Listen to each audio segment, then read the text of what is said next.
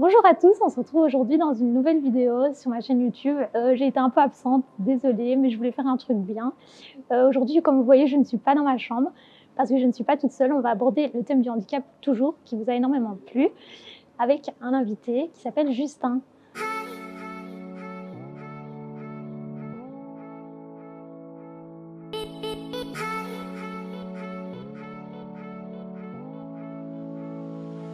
Bonjour Justin.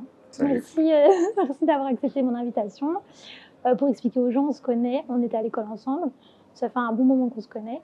Aujourd'hui, je t'ai invité sur la chaîne pour parler du handicap, vivre au quotidien avec un handicap, les préjugés ou les stéréotypes que les gens peuvent avoir sur nous. Donc d'abord, j'aimerais bien que tu te présentes, s'il te plaît. Qui es-tu? Qu'est-ce que tu fais dans la vie? Quel est ton handicap? Parce qu'on a un handicap complètement différent. Du coup, moi, je m'appelle Justin, je vais avoir 25 ans. Dans la vie, je fais des études en conseiller conjugal familial et j'ai un spina bifida. Donc, c'est une malformation de la moelle épinière qui se caractérise principalement par une paralysie en fait, au niveau des membres inférieurs. Ok. Comment tu vis au quotidien ton handicap vis-à-vis des gens, vis-à-vis de toi, vis-à-vis de tout en général et tu peux rentrer dans les détails s'il te plaît. Écoute, je dirais que je le vis, plus j'avance, plus je le vis de mieux en mieux. Dans le sens où, moi, dans mon cas, je suis né avec, donc j'ai pas eu, on va dire, cet apprentissage j'ai pas eu le fait de devoir apprendre à vivre avec mon handicap de cette manière-là, mais j'ai dû apprendre à vivre dans le sens où j'ai pris conscience à un moment donné voilà, de mes capacités, de mes limites et aussi de mon handicap par rapport au regard des autres. Et donc, c'est tout un apprentissage qu'il a fallu faire. Ici, comme on parlait par rapport au regard des autres, c'est vrai que c'est aussi quelque chose qu'il faut réussir à appréhender et vivre avec. Quand Et tu dis donc, que, je t'interromps, hein, mais tu me dis jamais, quand tu dis que tu vis depuis toujours avec, c'est-à-dire que toi, depuis tout petit, tu as été directement en fauteuil roulant ou pas? ouais, disons que ici, c'est une malformation. Donc ici, ouais, de la moelle épinière. Donc j'ai de base été en fauteuil roulant et avec la kiné, etc., j'ai pu marcher vers l'âge de 6 ans. Donc ici, je peux marcher sur des courtes distances. Donc voilà, mais je suis principalement en fauteuil roulant. Donc toi, avant, tu marchais pas en fait. Moi j'apprends des trucs, hein. Parce que je Euh, sais que tu marches quand ouais. même, mais avant pas. C'est grâce à la kiné que tu as pu... Ouais, c'est ça. En fait, de base, avant, je marchais pas, puis j'ai pu marcher avec une tribune. Donc vraiment pour apprendre à me déplacer, parce que vu que je suis paralysé, en fait, on va dire en dessous du genou, du coup, j'ai pas les releveurs. Donc du coup, j'ai des attelles qui maintiennent mes pieds. Et donc du coup, au début, je marchais avec une tribune, puis progressivement, j'ai pu marcher sans. Et donc voilà, vraiment sur des courtes distances. Et ici, voilà, c'est un peu le combat, le défi, c'est de réussir à garder cette marche au fur et à mesure du temps, avec l'âge qui avance, le poids qui évolue, etc. Et aussi la mauvaise habitude de se dire, ok, j'ai un fauteuil. Ouais, C'est un peu ce que j'ai eu moi les premières années. Je me dis, à l'aise, je peux me reposer. Et finalement, c'est une mauvaise habitude, quoi. ouais, c'est sûr. Et ici, moi, c'est pour ça que le Covid m'a pas du tout aidé par rapport à ça, parce qu'avec le confinement, Ouais. autant avant, je faisais vraiment, je faisais, on va dire, l'effort. Par exemple, même quand tu vas en auditoire, je laissais mon fauteuil sur le côté, je marchais pour aller m'installer sur les premières marches, etc. Ici, avec le confinement, tu es tout le temps chez toi, tu es devant ton ordi, et j'ai pris vraiment l'habitude de l'utiliser au quotidien. Et donc, du coup, j'ai déjà un peu perdu de masse musculaire. Et voilà, en plus, ici, actuellement, j'ai une blessure. Donc, du coup, je peux même plus marcher Ok. pour l'instant. Ça fait quoi Et si c'est donc, pas indiscret? c'est une blessure au pied, en fait, une bête blessure dans la piscine, Ok. et qui a pas cicatrisé. Maintenant, ça fait 3 ans quasi, enfin 2 ans et demi, que je suis avec. Et donc là, je suis obligé de pas marcher pour que ça se régénère. Ok. J'avais pas du tout pensé, mais le fait que tu parles du Covid, c'est pas du tout dans mes questions. T'as vraiment senti cette différence Covid, genre tu relâches un peu tout, et du coup, quand t'as dû reprendre ta vie entre guillemets normale, ça a été un peu compliqué. En fait, moi, j'ai surtout senti ses conséquences parce que, ici, comme je disais, avec le confinement, tu reprends en fait une autre habitude. Tu te dis, tranquille, je suis avec mon fauteuil, Ouais. nanana, je fais un peu moins d'efforts, moins de kiné parce qu'au confinement. Et puis après, une fois que es face à la situation de devoir reprendre ta vie d'avant et de devoir refaire les efforts d'avant, tu te rends compte qu'en fait, tu as perdu. Et je te dis ça parce qu'avec ma soeur aussi, des fois, on se dit, mais purée, le Covid nous a un peu tués en fait. Dans cette mauvaise habitude de rien faire, entre guillemets, on a perdu cette routine quotidienne. Et du coup, ça me fait entre guillemets plaisir d'entendre qu'il n'y a pas que nous, Ouais, non, c'est sûr. que c'est pas psychologique. Ouais, non, ça c'est vrai. Est-ce que tu peux me dire si tu as des obstacles ou des défis auxquels tu es confrontée au quotidien avec ton handicap? Juste pour faire la différence entre nous deux, toi par exemple, tu as tes mains, tu sais bien les utiliser, tout en haut du corps, tu n'as pas de problème. Donc est-ce qu'avec, entre guillemets, juste le bas, tu rencontres vraiment des défis ou des obstacles au quotidien où tu te dis merde? Quand tu dis les difficultés, tu parles de difficultés par rapport à la société ou vraiment Tout, toujours physique? ce que tu veux, tout. D'accord. Disons que moi, les difficultés principales que j'ai d'un point de vue physique, ça va être, oui, ici évidemment je peux marcher, donc je dois utiliser le fauteuil au quotidien. J'ai quand même une faiblesse au niveau de la main gauche, donc ça se voit pas spécialement, mais ça demande certains aménagements, d'utilisation de l'ordinateur plus souvent. Pour mes cours, par exemple, j'utilise l'ordinateur pour rendre tout ce qui est travaux, prise de notes, ce genre de choses, donc c'est plus discret, mais ça se marque quand même. Et sinon, moi, les principales difficultés que j'ai, c'est dans la vie de tous les jours, au niveau de l'accessibilité des lieux, se déplacer, ce genre de choses qui est toujours un peu compliqué, quoi.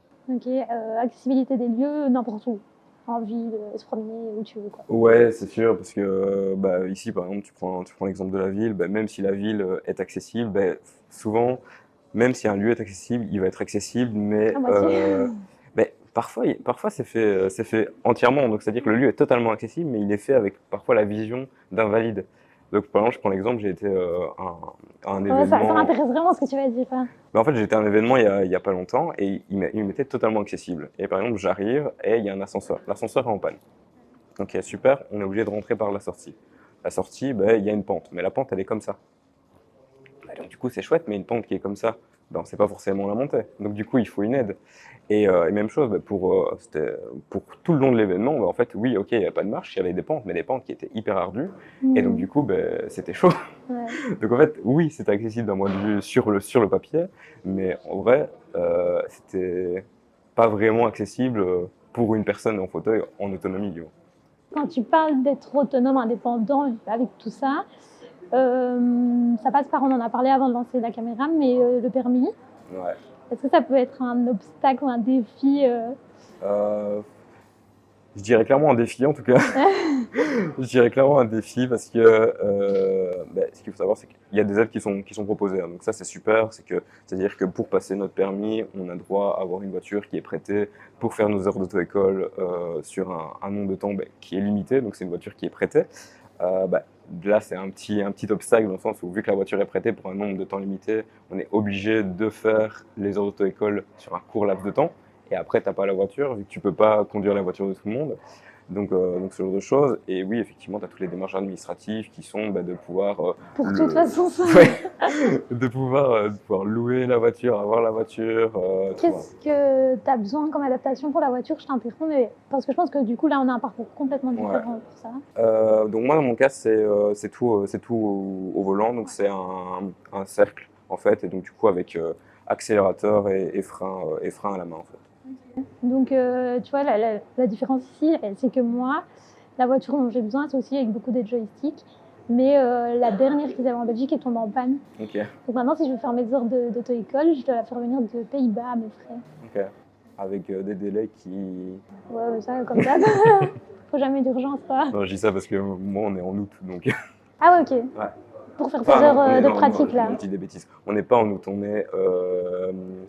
est début juin. Mais pour faire tes heures de pratique, ouais. Du coup. Okay. Parce que j'ai fait le calcul, parce que début juin, il y a les examens. Ouais, ah bah oui. Ouais, nous, ça fait déjà un petit moment, on a fait ça avant le Covid, on a fait 10 heures d'auto-école, mais okay. Du côté de après Anvers. Okay. Donc je ratais mes cours pour aller. Et maintenant, pour le passer, il faut soit on achète notre propre voiture, comme il n'y en a plus, ou la faire venir des Pays-Bas. Maintenant, quoi.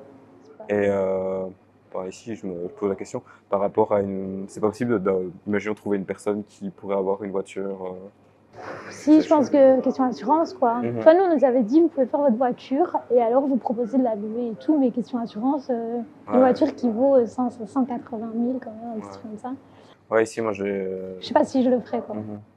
Ouais, moi, ça pose aussi un peu de problème parce que, par exemple, moi, j'ai ma voiture, donc j'ai acheté une voiture et tout, qui est tout adaptée. Ah, tu l'as déjà adaptée et tout? Ouais, en fait, j'ai acheté une voiture adaptée. Ok. Donc, je trouvais une voiture qui était avec des adaptations qui me convenaient, donc j'ai acheté. Sauf que du coup, ici, en termes d'assurance, ça pose un peu problème parce que du coup, t'es avec ta voiture, etc. Donc, Ok. On a abordé du coup les obstacles et les défis. On est aussi là pour parler des préjugés. Parce que c'est quelque chose qui me revient assez dans le quotidien, les idées que les gens ont de nous. Est-ce que tu as déjà eu une réflexion, un truc qui t'a choqué ou peut-être une idée des gens qui, en fait, quand ils t'ont rencontré, ils se sont dit « Ah ben, pas du tout au sens large, vraiment. Si tu as besoin d'idées ou d'exemples, Ouais. je te lance. Mais... En fait, moi, je dirais que c'est pas un préjugé, mais ce que j'en remarque souvent et ce qui, moi, et je pense on va être assez d'accord là-dessus, ce qui peut avoir tendance un peu à me crisper le plus, c'est quand il y a des personnes où tu sens qui ont une démarche d'empathie, donc qui est super cool de leur part et de bienveillance, mais que derrière on sent plutôt une forme de pitié.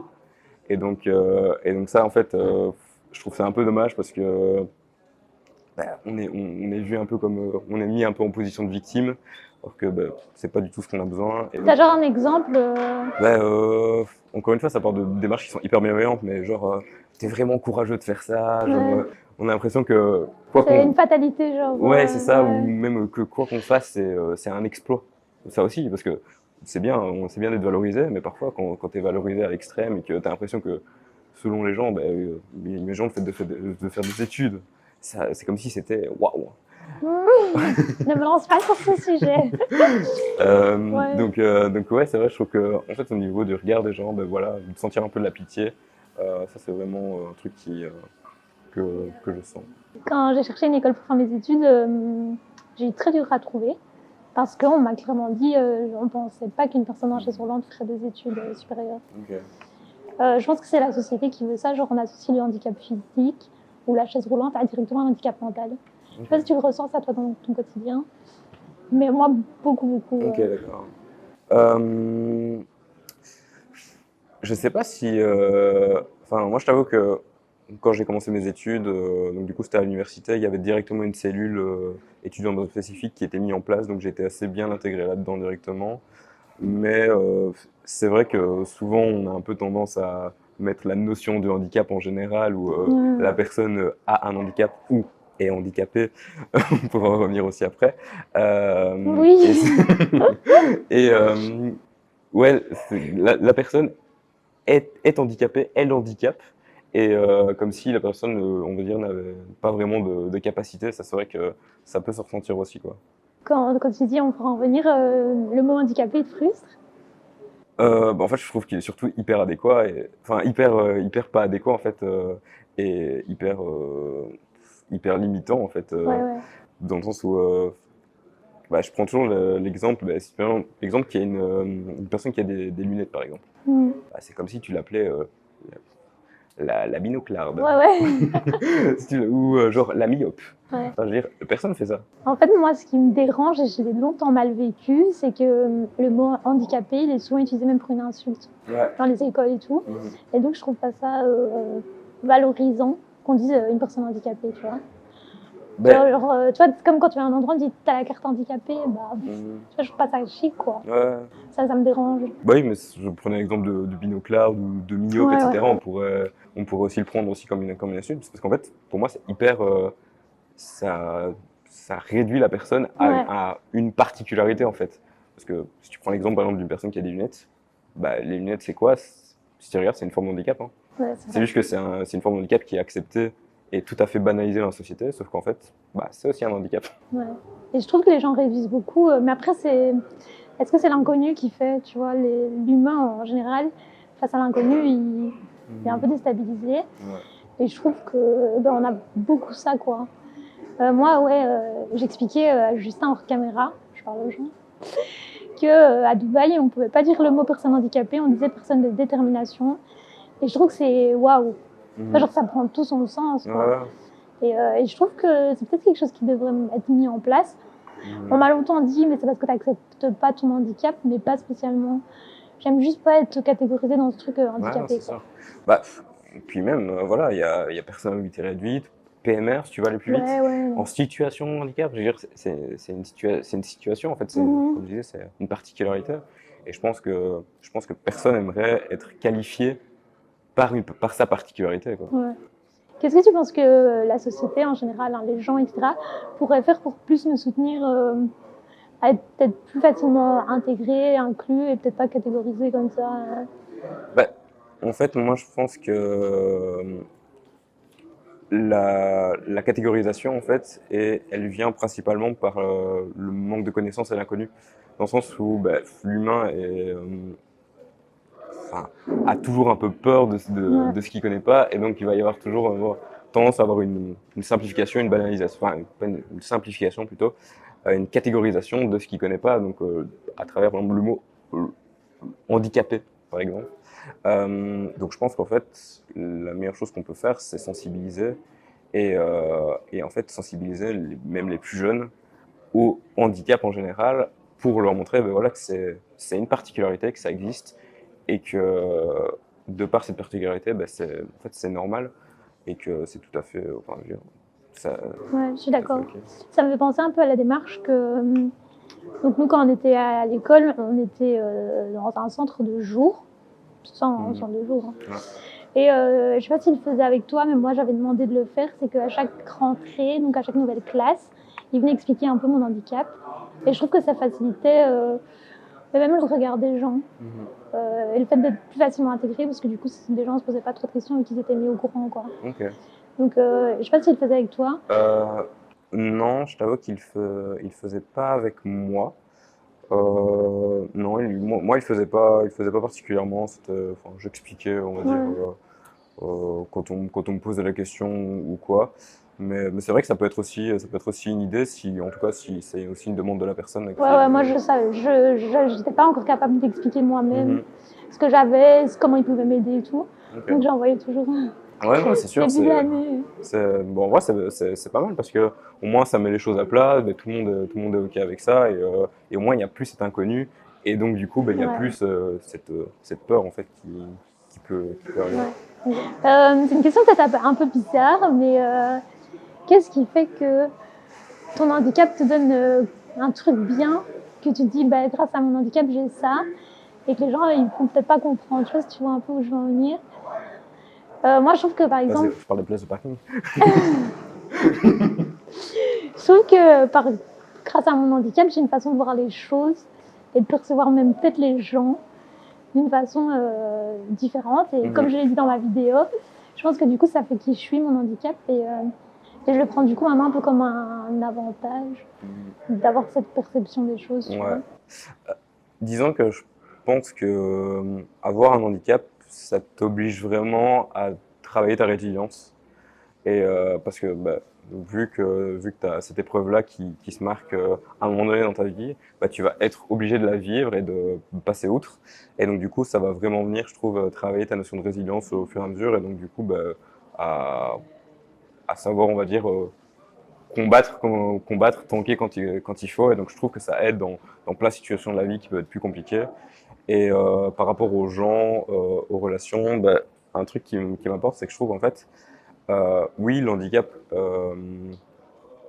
peut apporter parfois une barrière de par, on va dire, la peur de l'inconnu, Ouais. des gens, etc.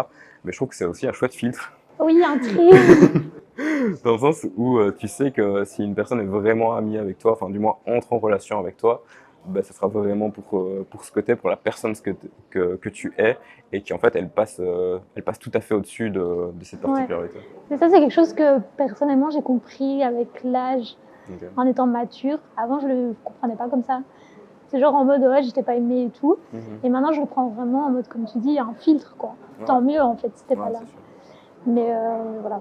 Toi, je pense que t'as toujours bien vécu ton handicap, non? Je parle même en termes amicaux. Bah, disons que moi j'ai eu la chance d'être assez bien entouré, enfin d'avoir toujours on va dire un peu un groupe d'amis, Ouais. ou moins un ami, d'être en binôme, tu vois, depuis quasiment le début. Donc ça allait. Après, c'est toujours chouette pour traverser les épreuves de la vie, on va dire. Après, comme je le disais au début, bah, t'as quand même, même si c'est de naissance, tu as quand même cette acceptation du handicap qui doit arriver à un moment donné, parce qu'en fait, bah, quand t'es petit, enfin en tout cas pour ma part, bah, en fait tu vis dans ton quotidien, et donc en fait le handicap il est déjà, on va dire, assimilé Ouais. à ta vie, et tu te rends pas spécialement compte, c'est-à-dire qu'en fait c'est ta normalité. En fait quand tu grandis et que tu vas être confronté au monde, en fait c'est là que moi en tout cas j'ai pris conscience de mon handicap. Ouais. Et donc du coup, il a fallu en fait, apprendre à l'accepter, à vivre avec le regard des autres. Et c'est vrai que dans ce cas-là, moi, les amis m'ont assez bien aidé. Le regard des autres, il te dérange? Euh, je pense qu'en fait, il a vraiment fallu que j'apprenne à vivre avec personne. Dans le sens où, euh, pour moi, il est dérangeant s'il est vu d'une façon jugeante Mhm. directement. Alors oui, effectivement, il y en a un. C'est-à-dire qu'il y a des gens qui vont juger, qui vont avoir des attitudes qui sont pas bonnes. Mais comme on parlait de l'inconnu, en fait, je trouve que principalement, les gens, c'est ça. Et c'est parfois hyper déplacé. Mais en fait, Ouais. principalement c'est ça. Quand tu as un enfant qui vient près de toi et qui va être un peu intrusif, à chipoter à tes roues, ce genre de choses. Alors oui, quand tu passes pas forcément une bonne journée, ça peut être hyper braquant. Mais en fait, c'est juste qu'il n'a pas l'habitude de connaître ça. Et je pense c'est aussi une forme de sensibilisation et qu'on a un rôle là-dedans. C'est qu'en fait, quand par exemple cet enfant il vient découvrir quelque chose qu'il connaît pas, en fait, tu peux aussi lui permettre de se familiariser avec la notion du handicap. Ouais. Je t'interromps 2 secondes, mais c'est trop drôle ce que tu dis, parce que là, mon petit neveu, on l'a toujours gardé depuis bébé. Et donc, il nous a toujours connus du coup, avec la chaise roulante, parce qu'il a 2 ans. Et une fois, il nous a vu sans la chaise roulante, il a pleuré. Ok. Il voulait pas qu'on l'approche sans la chaise. Et c'est vrai que maintenant, quand on le regarde, tu vois, il touche les roues, il découvre, il se met à terre, il regarde. Et c'est vrai ce que tu dis. Mais moi, avant, je le prenais mal quand les petits venaient me dire pourquoi tu marches pas. Ouais, c'est J'étais en sûr. mode Ouais. demande à ta mère. Ouais. Je savais pas comment expliquer. Ouais, c'est sûr. Parce que même moi, en fait, j'étais là en mode comment tu peux expliquer ça à quelqu'un, quoi, tu vois. Tu vas dire ouais, j'ai une maladie, Ouais. donc C'est vrai que tu peux le voir d'une manière où, comme tu dis, trop mal, moi. va demander à ta mère en mode, en style, va te faire éduquer, tu vois. Ouais, vraiment. Mais comme je disais, pour moi, ça fait partie de la civilisation. Donc là où je trouve, par exemple, j'ai déjà vu des démarches de parents qui sont super cool. En fait, c'est des parents qui vont expliquer à leur enfant bah, ce que tu n'es pas obligé de leur dire, tu vois. Dans le sens où, voilà, oui, c'est une personne qui a des particularités, blablabla. Et ça, je trouve ça super cool, mais qu'il faut pas bloquer l'enfant si jamais il a jamais vu ça, parce que c'est aussi ça qui fait sa sensibilisation, quoi. Ouais. T'as d'autres choses un peu comme ça rejoint un peu ma question de tantôt, mais que les gens lambda au quotidien pourraient faire pour que l'environnement lui-même soit plus inclusif, tu vois. Là, c'est un peu comme tu dis, que les parents expliquent peut-être à leurs enfants, mais est-ce que tu vois d'autres choses qui pourraient être mises en place par n'importe qui, quoi. Bah, pour moi, donc ouais, je parlais du côté sensibilisation, en fait, qui pour moi va amener une espèce de banalisation de handicap. Ouais. Ici, on le voit, certaines campagnes, par exemple, certaines campagnes de pub commencent à faire des campagnes de pub avec des personnes en fauteuil, enfin avec un handicap, voire même des vêtements pour des personnes qui ont un handicap. Donc ça, je trouve ça super cool. Mais sinon, ouais, principalement bosser sur ça. Et sinon, ouais, l'adaptation des lieux qui pour moi reste encore assez problématique, de en fait rendre un environnement adapté, mais, 100%. mais pas prendre un environnement qui n'est pas adapté et dire ok on va l'adapter Oui. pour la personne, mais en fait si tu penses l'environnement de manière inclusive pour tous, en fait t'as pas ce problème-là. Ouais. Et donc je pense que rendre un environnement plus inclusif, ça Je pourrait sais pas être si t'as ça, mais moi des fois pour un événement ou n'importe quoi, comme tu dis, c'est un environnement pas trop adapté qu'ils ont adapté. Et du coup, on te fait souvent rentrer par une entrée exprès. Ouais. Mais ça me frustre parce que tu vois pas ce que tout le monde voit du coup. Ouais, Je sais pas si tu vois un peu ce que je veux dire. Ouais, non, c'est sûr. Des fois, il y a des décors et tout, mais toi, comme tu rentres un peu par exemple Ouais. sur les côtés ou quoi, tu vois pas. Et moi, c'est quelque chose qui me frustre parfois de me dire, j'ai pas la grande entrée comme tout le monde, Ouais. tu vois. Ouais, c'est sûr, hein, mais il y a plein d'événements comme ça, les parcs d'attractions. Ouais, les parcs d'attractions. Enfin, moi, je suis déjà rentré dans des expos où ils te font rentrer par la sortie. Ouais. Ah, c'est super, mais du coup, tu vois tout à l'envers, tu vois. Donc, au final, c'est pas génial. Donc, je trouve que principalement au niveau des événements, ça pourrait être pensé comme en fait inclusif plutôt qu'adapté. Oui, ouais, c'est vrai. Tu parlais des places PMR tantôt. Je sais pas si on va en parler vraiment. Mais En vrai, c'est chouette. C'est chouette, mais enfin, ouais, non, c'est chouette si c'est respecté, ouais. encore une fois, si c'est pas une place PMR pour une place PMR. Dans le sens où, ouais, c'est chouette de te mettre un carré bleu, mais en fait, si la place PMR, elle est avec une hauteur de trottoir qui Ouais, est très oui. pas du tout possible et tout, bah, en fait, elle te sert pas à grand-chose, t'es plus près du lieu, mais au final... Ouais. Et quand même, là où on peut sensibiliser aussi, c'est pour les gens. Ne prenez pas la place si vous n'avez pas un handicap. Voilà. Mais il faut faire très attention, les gens n'y pensent pas. Et parfois, nous, on est sur une place PMR, mais tu as quelqu'un qui vient se coller à toi Ouais, pour c'est sûr. s'égarer. Et je pense que les gens ne pensent pas au fait qu'il y a une chaise roulante, il y a des trucs à sortir, il y a des transferts, etc. Ouais, c'est sûr. Donc, je sais pas comment ils pourraient faire, mais c'est vraiment un truc qui est toujours pas respecté, je trouve. Bah ouais, enfin disons que t'as le carré, mais en fait il n'y a pas de place prévue pour à côté. Oui, Alors qu'en vrai, si tu pour sors à coller côté, direct, ouais. bah tu dois sortir, t'ouvres ta portière. Déjà, si ta portière, tu sais pas l'ouvrir en grand, tu sais pas sortir. Hein, en Ouais. général, quand t'es en fauteuil, puis tu dois mettre ton fauteuil à côté. Et donc ça, ouais. Tu sais, c'est un truc auquel on a pensé quand on a réfléchi à l'adaptation de la voiture, de se dire il faut prévoir l'espace pour sortir, mais les places ne sont pas souvent faites pour. Ouais. Moi, dans mon cas, enfin avec la voiture que j'ai achetée, c'est une sortie avec un monte-charge à l'arrière. Ok, Donc, c'est ce bah, qu'on du coup on a fini. après, honnêtement, je pense que c'est un moins pour un plus, dans le sens où, oui, je suis pas obligé de sortir sur le côté, mais je dois sortir à l'arrière, et donc du coup, à l'arrière, faut pas qu'on me colle. Oui, Donc en fait, l'un dans l'autre, je suis pas sûr que... ouais. J'aimais bien ouais, le truc sur le côté, mais c'est vrai qu'on a réfléchi au niveau logistique. Comme tu dis, il y a le trottoir, il faut être sûr et tout, c'était pas possible. Quoi. Je sais pas si tu as autre chose à rajouter avant qu'on passe sur ton côté sportif, mais au niveau des préjugés, je sais pas si tu as un message à faire passer. Moi, je reviens toujours pareil, j'aime vraiment pas qu'on catégorise. Mhm. Et je sais pas si tu le ressens, mais je trouve qu'il y a beaucoup de choses qui sont faites pour les personnes atteintes d'un handicap mental, mais peu pour nous. Donc quand je dis nous, je précisais, hein, c'est les personnes qui ont un handicap physique ou moteur, mais on a toute notre tête, on fait des études, on est conscient, dans le sens où, ouais, ça rebondira sur la suite, mais par exemple, on a déjà fait appel à plein d'ASBL qui en fait sont juste pour les personnes qui ont un handicap mental. Ok. Et donc en fait, c'est soit tu es trop en bonne santé, ou soit tu n'es pas assez malade, entre guillemets, ou porteur d'un handicap assez lourd pour bénéficier des aides. Je sais pas si tu le ressens fort. Je sais pas si je pourrais dire qu'il y a plus de choses qui sont faites pour les personnes qui ont un handicap mental, mais je pense qu'il y a peut-être déjà plus de sensibilisation pour les personnes qui ont un handicap mental. Bah, après, peut-être, enfin, certainement à juste cause, hein, parce que Oui, oui, en termes de discrimination, je pense que c'est peut-être aussi plus un autre important. niveau. Mais bah oui, il y a peut-être aussi une différence de niveau en termes de sensibilisation pure, donc c'est-à-dire de démarche d'acceptation et d'intégration pour que ça devienne normal dans la société, on va dire. Ok. En parlant d'association, on va rebondir sur les deux trucs d'un coup, mais tu en as une. Ouais.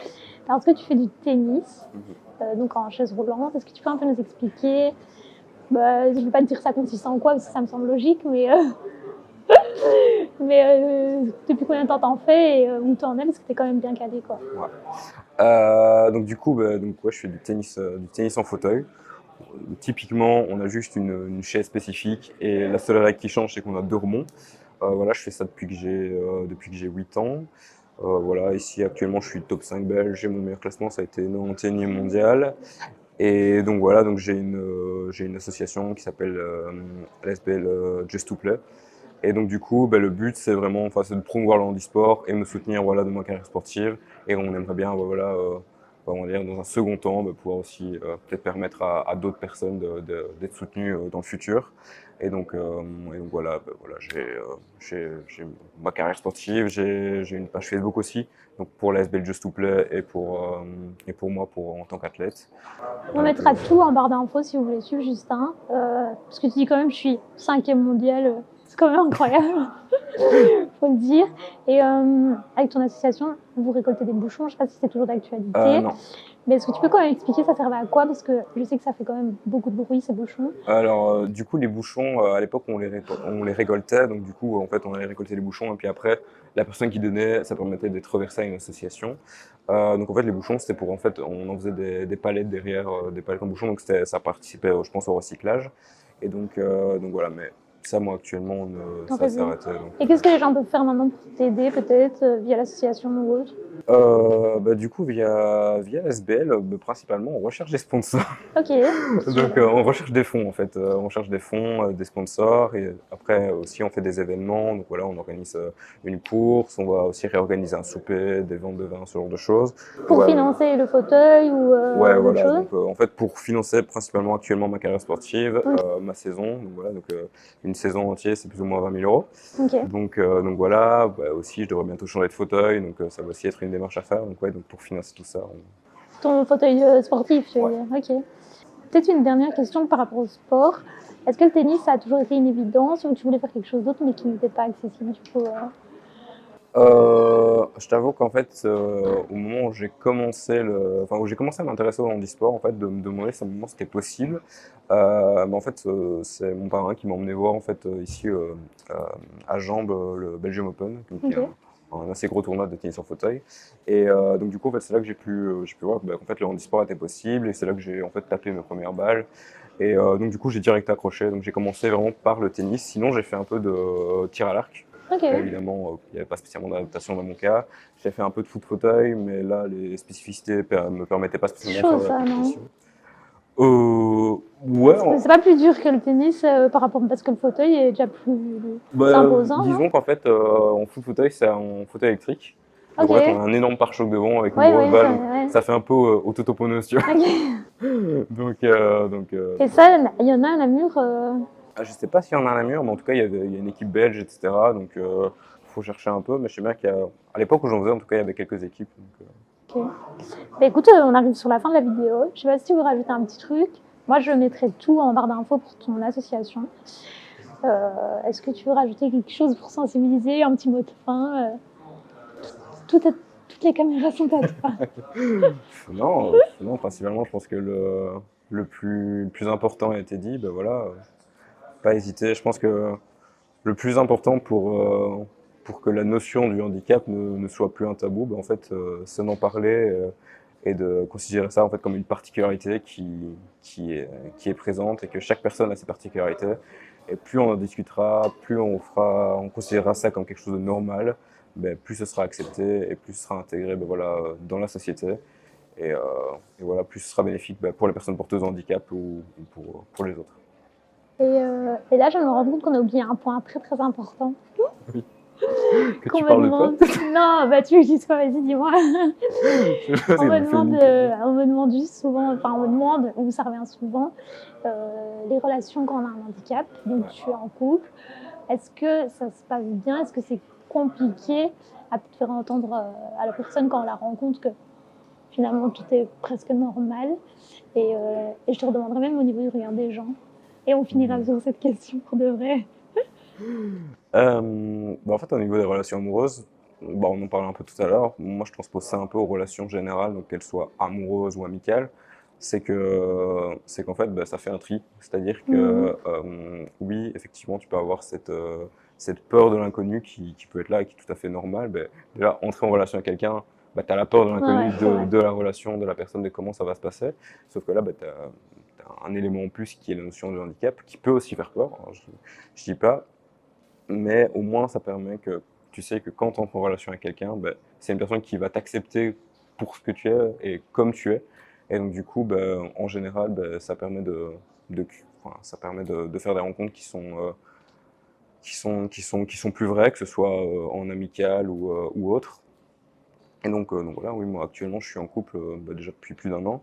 Et voilà, ça se passe super bien, mais c'est vrai que là aussi, je pense il y a peut-être une sorte de À faire. sensibilisation qui est à faire sur bah, la notion de relation euh, avec le handicap en fait. Parce que souvent les personnes se posent des questions. Ta partenaire a jamais eu de remarques, toi, en mode par rapport à ton handicap? Bah, disons que je pense que comme n'importe quelle personne, bah, au début tu te poses des questions. Bah, Ouais.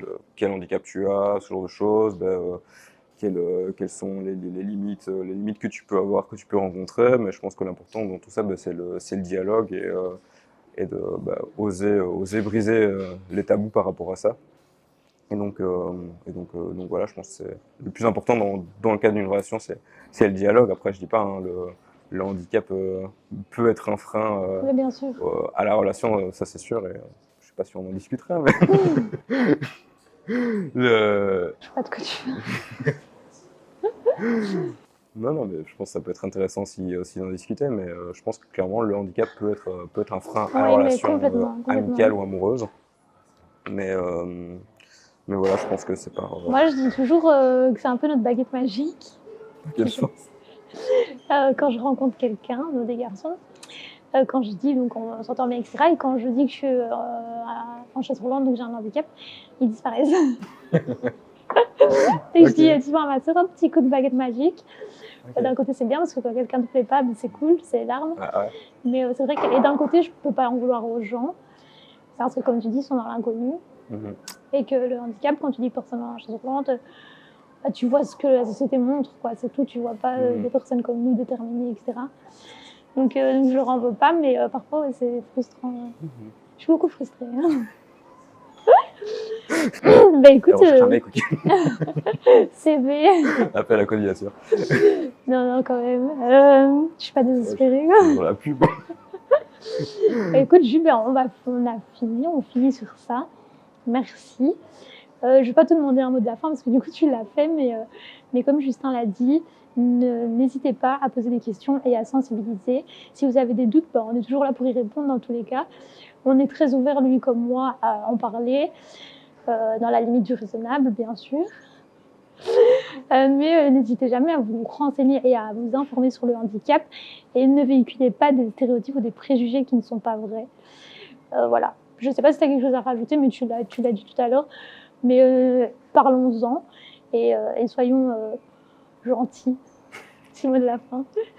Merci à tous d'avoir regardé cette vidéo. Merci au Delta à Namur de nous avoir accueillis dans ce magnifique lieu qui est adapté, pour le coup, complètement.